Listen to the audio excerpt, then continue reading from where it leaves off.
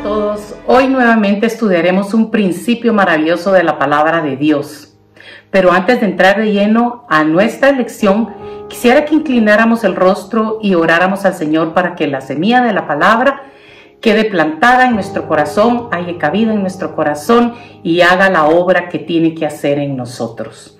Gracias, Señor Jesús, te damos por un día más de vida que tú nos das, por el privilegio que nos das de escuchar tu palabra, de recibir tu palabra. Pedimos que abras los ojos de nuestro entendimiento para comprenderla, para poderla poner por obra, para poder sujetar, doblegar nuestra voluntad a la tuya, Jesús, y ser obedientes y amarte, bendecir tu nombre, vivir agradecidos, Señor, por todo lo que tú haces en nuestras vidas, por todas las herramientas que tú nos propicias, Señor Jesús, porque nos has hecho copartícipes de tu herencia, porque tú pagaste el precio en la cruz del Calvario por nuestros pecados. Tú tomaste nuestro lugar, Jesús, lo hiciste en obediencia, con el gozo puesto delante de ti, Jesús, para que pudiéramos ser reconciliados con el Padre. No hay amor más grande que el que tú diste tu vida para abrir un camino para nosotros. Tú eres el camino, la verdad y la vida, y nadie llega al Padre si no es a través tuyo. Gracias, Señor Jesús, porque a ti te ha sido dado todo dominio, todo poder, toda autoridad sobre los cielos, en la tierra y debajo de la tierra. Y a ti nos debemos, Señor Jesús, que nuestra vida sea para alabanza de tu gloria y podamos dejar reflejar la luz tuya a través de nosotros, y que tú nos ayudes a completar, Jesús, la estatura que tú trazaste para nosotros, para poder llegar a la estatura de un varón perfecto, Cristo mismo. En el nombre de Cristo Jesús. Amén. Vamos a empezar de lleno con nuestra lección del día de hoy. Hoy vamos a estar hablando sobre el primer mueble del tabernáculo, que es el altar de bronce o del holocausto. En días anteriores se ha estado hablando de estos 7 muebles que tenía el tabernáculo, señalándonos a nosotros un patrón de crecimiento con cada una de las experiencias que tenemos y debemos vivir. Vemos que en el tabernáculo estaban establecidos estos muebles para que el sacerdote pudiera entrar y pudiera ministrar el nombre del Señor. Y vamos a ver qué representa cada mueble para nosotros el día de hoy y cómo podemos llegar en lo espiritual a tener una experiencia con cada uno de estos muebles. El primer mueble del tabernáculo era el altar de bronce, donde experimentamos la salvación y el bautismo con el Espíritu Santo. El segundo mueble es el abacro, donde experimentamos el bautismo en agua. El siguiente mueble es el altar de oro, donde experimentamos la oración. El siguiente mueble es el candelero, donde experimentamos la revelación de la palabra. El siguiente mueble es la mesa de los panes de la proposición, donde experimentamos poner por obra la palabra. Y por último tenemos el arca del pacto y el asiento de la misericordia, donde experimentamos una unión matrimonial con el Señor. Leamos qué dice Efesios 4:15. Dice: sino que siguiendo la verdad en amor, crezcamos en todo en aquel que es la cabeza, esto es Cristo. Este tabernáculo establece una estatura, la estatura de Cristo Jesús.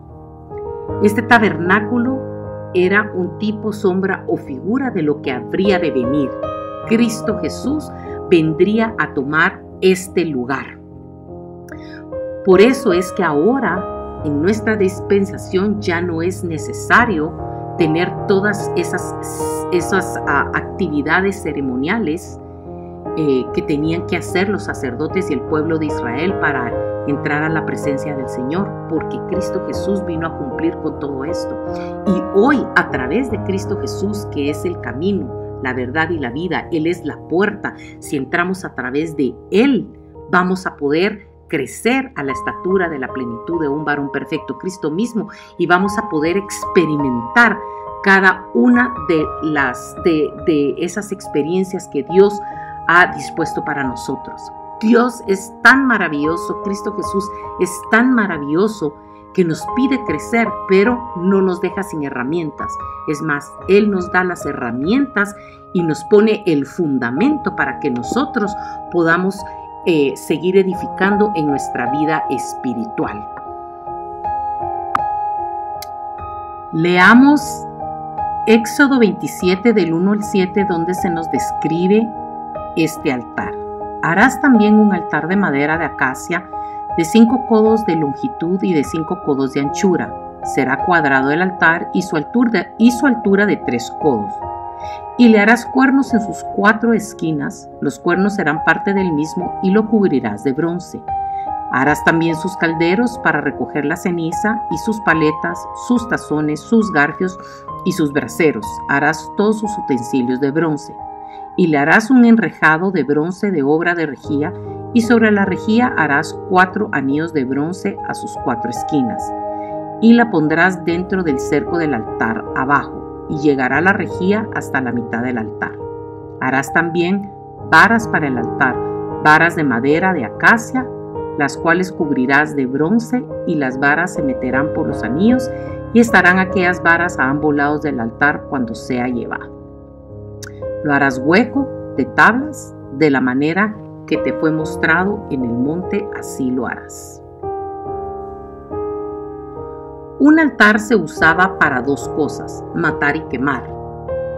La raíz primitiva de altar es sabak, que quiere decir matar un animal, por lo general en sacrificio, ofrecer, sacrificar, hacer sacrificio, víctima, degollar, matar. El altar era un lugar para ofrecer holocaustos y sacrificios por fuego a Dios para cubrir el pecado del pueblo. Cuando se preparaba el animal para ser sacrificado, el sacerdote ponía las manos sobre su cabeza, significando que los pecados de él, de otra persona o del pueblo eran trasladados a ese animal. Luego se le mataba degollándolo y se preparaba según el tipo del sacrificio que se iba a efectuar. Luego se quemaba encima del altar del holocausto.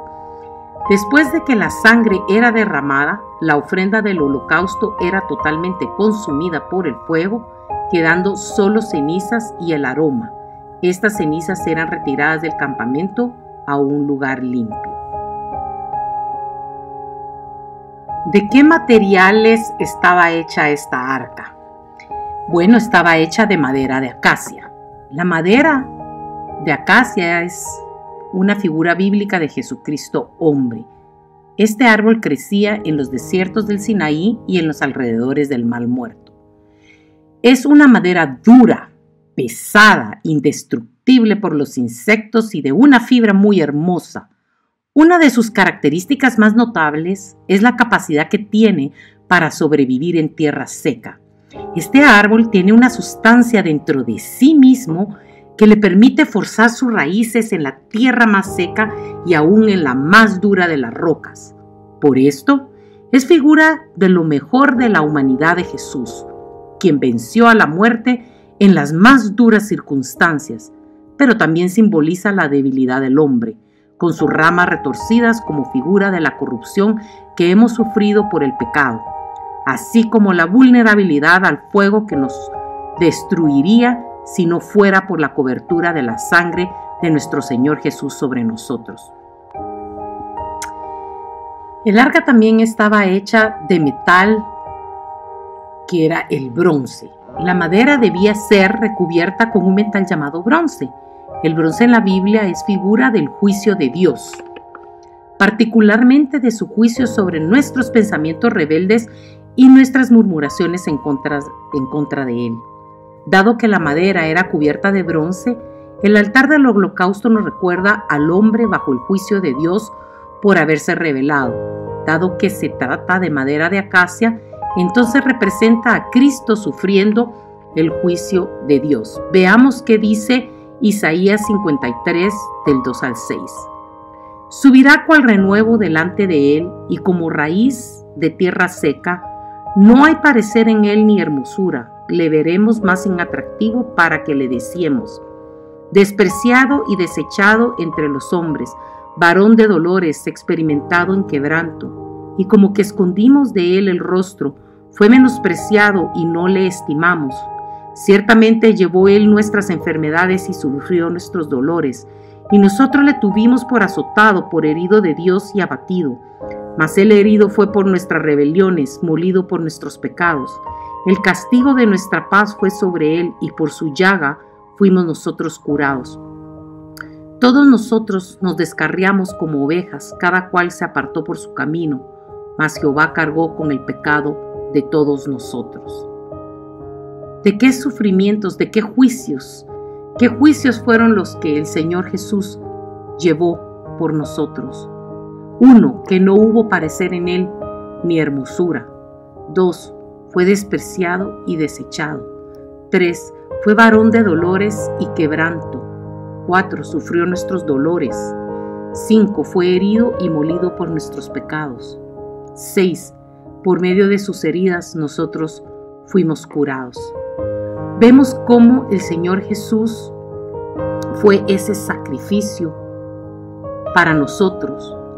Él fue ese sacrificio que expió nuestra culpa y nuestro pecado. Él tomó nuestro lugar. Él fue ese corderito sin mancha, sin defecto. Solo un corderito sin mancha y sin defecto podía tomar el lugar de un pecador. Y esa sangre que era derramada es la que expía hoy nuestra culpa y nuestro pecado. Hoy, a través de Cristo Jesús, podemos ser reconciliados con el Padre. Él se puso voluntariamente en ese altar para que nosotros pudiéramos ser reconciliados con el Padre y poder gozar de la vida eterna. Vemos cómo Jesús tuvo que sufrir todo ese dolor, todo ese padecimiento para que nosotros hoy pudiéramos tener una puerta abierta de regreso a la casa del Padre. Tenemos que apreciar ese sacrificio. El Señor Jesús fue ese sacrificio de olor grato al Padre. El Señor Jesús lo hizo voluntariamente. Lo hizo con el gozo puesto delante de Él para que usted y yo hoy pudiéramos tener vida eterna. Pudiéramos ser resucitados y levantados de nuestra corrupción, de nuestro pecado, de la condición en la que nos encontrábamos, donde merecíamos la muerte y el infierno. Demos gracias al Señor por ese sacrificio, por esa puerta que abrió para nosotros, por esas experiencias que podemos tener hoy, porque Él pagó el precio por nosotros. Veamos ahora qué tamaño y forma tenía este altar. El largo del altar debía ser de 5 codos de largo de cada lado, aproximadamente 2,5 metros de cada lado, formando un cuadrado perfecto.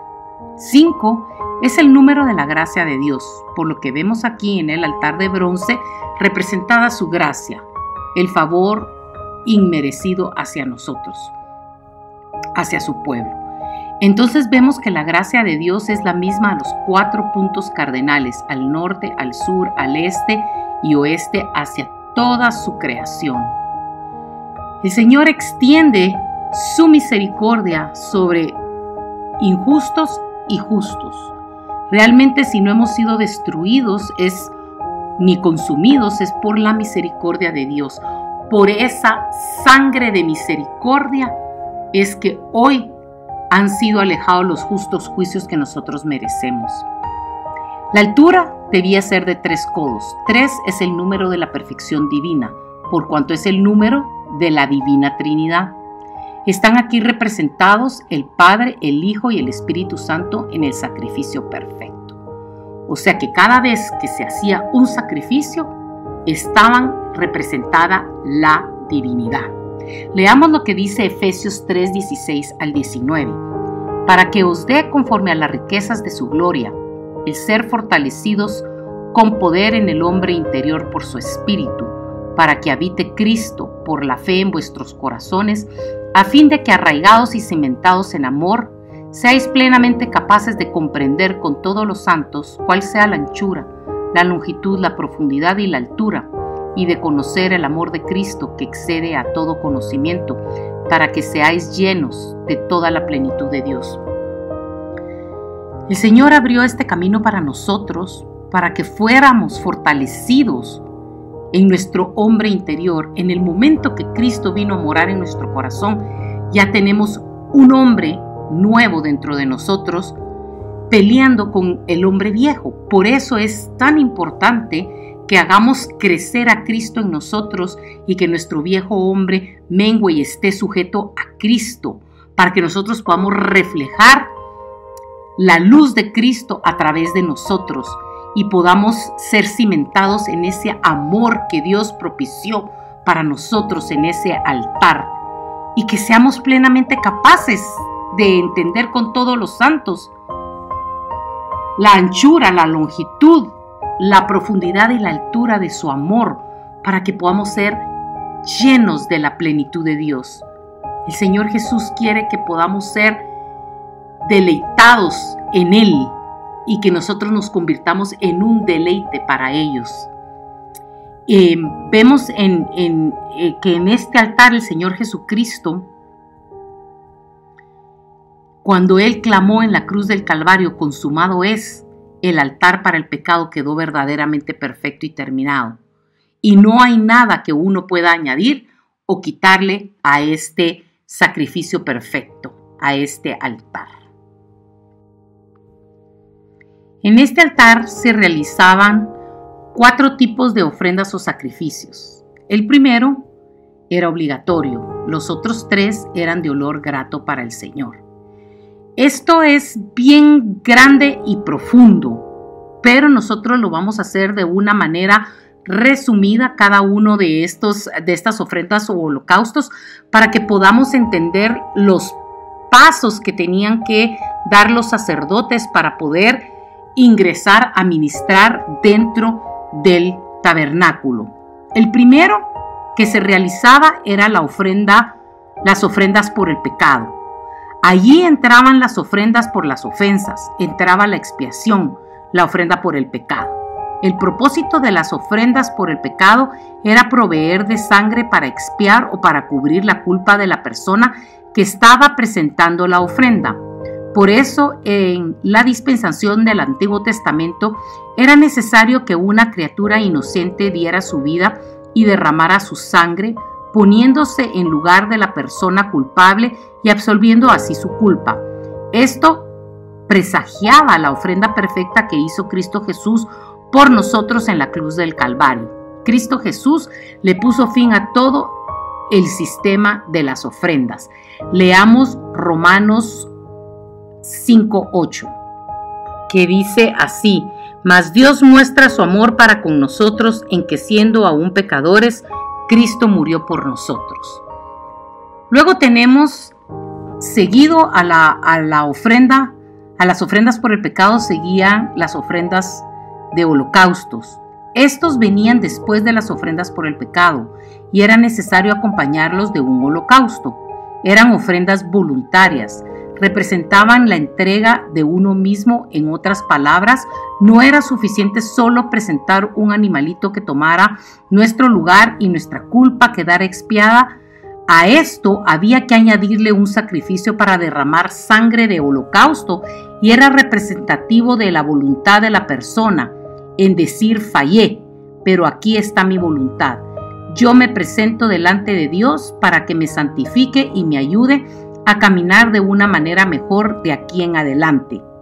Leamos Salmo 118, 27. Jehová es Dios y nos ha dado luz. Atad víctimas con cuerdas a los cuernos del altar. Nosotros somos ese sacrificio. Nosotros tenemos que rendir nuestra voluntad en ese altar y decirle: Señor Jesús, gracias porque me has limpiado de mis pecados, de la culpa del pecado. Tú puedes cambiar la causa, la raíz de este pecado.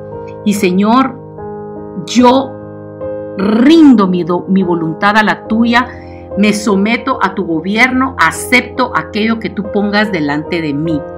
Eso es lo que nosotros tenemos que venir a hacer al altar del holocausto todos los días en la presencia del Señor. La siguiente ofrenda era la ofrenda de paces. Son ofrendas de gratitud.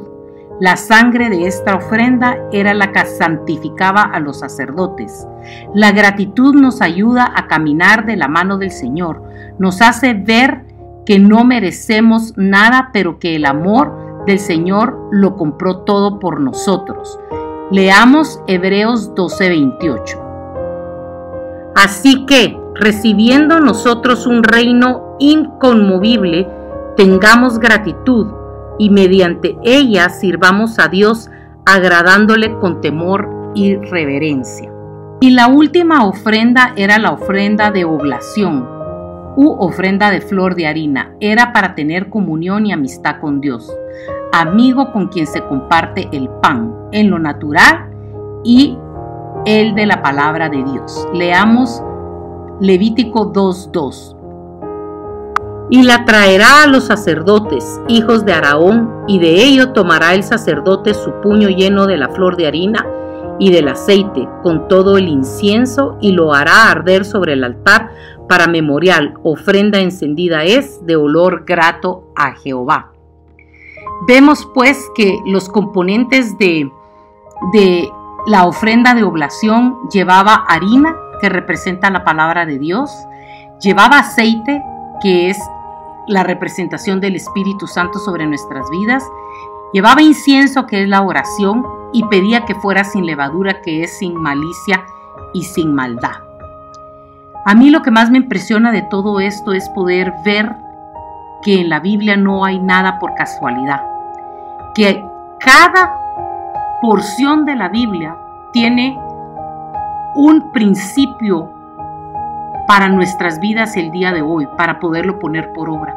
Cuando uno comprende la dimensión de lo que representaban estos muebles y de lo que Cristo Jesús hizo por nosotros como sacrificio vivo, pagando por nuestra culpa y por nuestro pecado, eso nos debería de hacer derramar lágrimas de gratitud a los pies del altar, a los pies de la cruz, dándole gracias al Señor por habernos rescatado de la condición donde nos encontrábamos, queriendo anhelar tener una relación íntima con Él, tener amistad, comunión, compartir el pan, servirle una mesa al Señor, el Señor servirnos una mesa a nosotros, deleitarnos, crecer, comprender cada día más la profundidad de su amor, la altura de su amor, entender cómo somos probados, por qué somos probados a través del fuego, de las pruebas, para que nuestro corazón sea purificado, sea santificado, para que el Señor pueda arrancar aquello que no quiere en nuestras vidas, pueda quitar la corrupción, la maldad, la malicia, y pueda ser sembrada la semilla de amor, de perdón, de misericordia, de humildad, y podamos aprender de Cristo Jesús, que es nuestro mayor ejemplo, y seguir sus pisadas descendentes de humildad que nos van a conducir hasta la cruz, hasta morir a nuestra carne, a nuestros deseos corruptos que se oponen y se resisten a la perfecta voluntad de Dios en nuestras vidas. Veamos qué es lo que experimentamos en este altar. 1. Experimentamos la salvación. Es el primer paso que damos al buscar la salvación por medio de Jesucristo. Este altar representa el sacrificio perfecto de Jesús, que murió por nuestros pecados para que pudiéramos tener vida eterna. Juan 3:16 dice: porque de tal manera amó Dios al mundo, que ha dado a su Hijo unigénito, para que todo aquel que en Él cree no se pierda, mas tenga vida eterna. 2. Experimentamos una ofrenda perfecta. En el altar del holocausto el sacerdote sacrificaba varias ofrendas a Dios. Algunas ofrendas eran por sus propios pecados y por los pecados del pueblo. El punto era que por medio de esta ofrenda de holocausto una persona llegaba a ser aceptada por Dios y perdonada la ofrenda que se quemaba. Tenía que ser un animal sin defecto. Cristo, sin haber pecado, representaba en ese momento el pecado de la humanidad. Veamos qué dice Hebreos 10:12. Pero Cristo, habiendo ofrecido una vez para siempre un solo sacrificio por los pecados, se ha sentado a la diestra de Dios. Quiere decir que Cristo Jesús hizo una sola vez este sacrificio, y este sacrificio durará para toda la eternidad. Nadie más va a venir a pagar otro sacrificio, otro precio. Quedó consumado, quedó hecho por el Señor Jesús. Por eso es que Cristo Jesús es nuestro único mediador entre Dios Padre y nosotros. La tercera cosa que experimentamos es la sangre que expía nuestra culpa y pecado.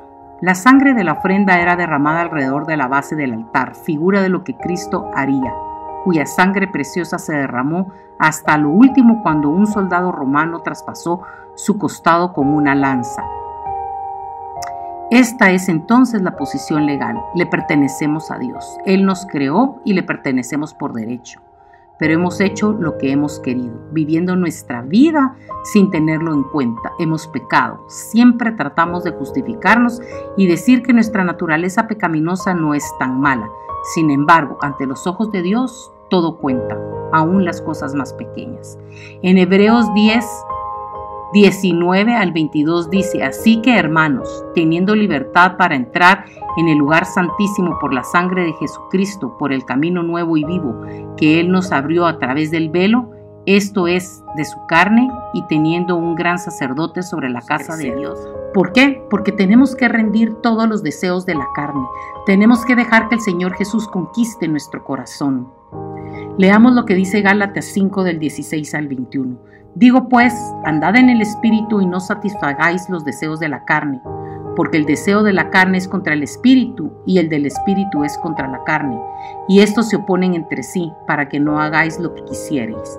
Pero si sois guiados por el Espíritu, no estáis bajo la ley, y manifiestas son las obras de la carne, que son adulterio, fornicación, inmundicia, lascivia, idolatría, hechicerías, enemistades, pleitos, celos, iras, contiendas, disensiones, herejías, envidias, homicidios, borracheras, orgías y cosas semejantes a estas, acerca de las cuales os amonesto,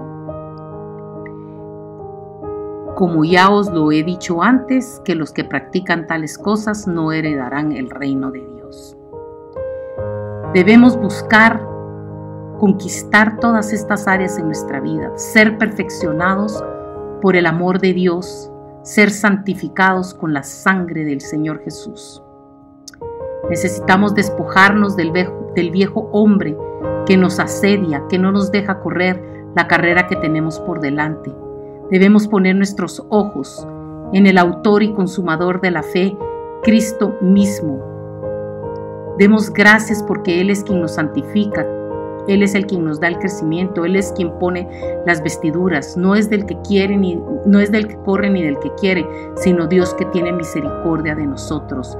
Vengamos a este altar a buscar la misericordia de Dios sobre nuestras vidas cada día y busquemos crecer a la estatura de la plenitud de un varón perfecto, Cristo mismo. Jehová te bendiga y te guarde. Jehová haga resplandecer su rostro sobre ti y tenga de ti misericordia. Jehová alce sobre ti su rostro y ponga en ti paz. Nos vemos la próxima.